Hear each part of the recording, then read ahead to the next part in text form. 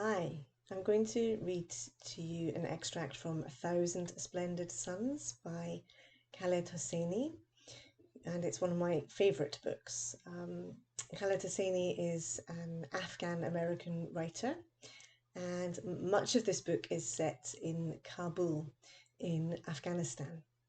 So I hope you enjoy it.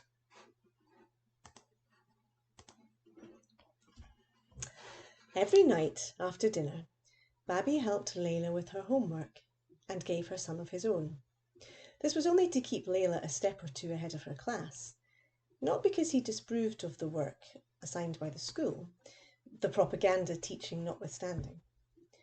In fact, Babi thought that the only thing the communists had done right, or at least intended to, ironically was in the field of education, the vocation from which they had fired him. More specifically, the education of women. The government had sponsored literacy classes for all women. Almost 2/3 of the students at Kabul University were women now, Babi said. Women who were studying law, medicine, engineering. Women have always had it hard in this country, Layla, but they're probably more free now under the communists and have more rights than they've ever had before, Babi said, always lowering his voice, aware of how intolerant Mammy was of even remotely positive talk of the communists. But it's true, Babi said, it is a good time to be a woman in Afghanistan, and you can take advantage of that, Layla. Of course, women's freedom, and here he shook his head ruefully, is also one of the reasons that people out there took up arms in the first place. By out there, he didn't mean Kabul, which had always been relatively liberal and progressive. Here in Kabul, women taught at the university, ran schools, held office in the government. No, Babi meant the tribal areas, especially the Pashtun regions in the south, or in the east near the Pakistani border, where women were rarely seen on the streets, and only then in a burqa and accompanied by men.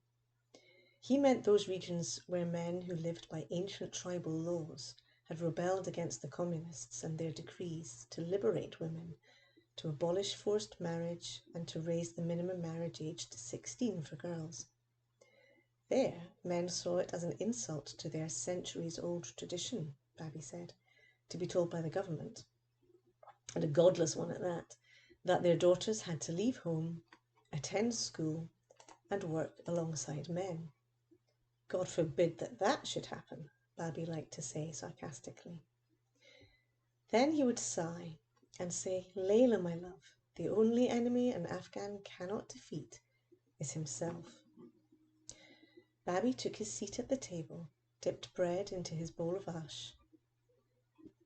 Layla decided that she would tell him about what Tariq had done to Kadim over the meal, before they started in on fractions. But she never got the chance, because right then there was a knock at the door, and on the other side of the door, a stranger with news.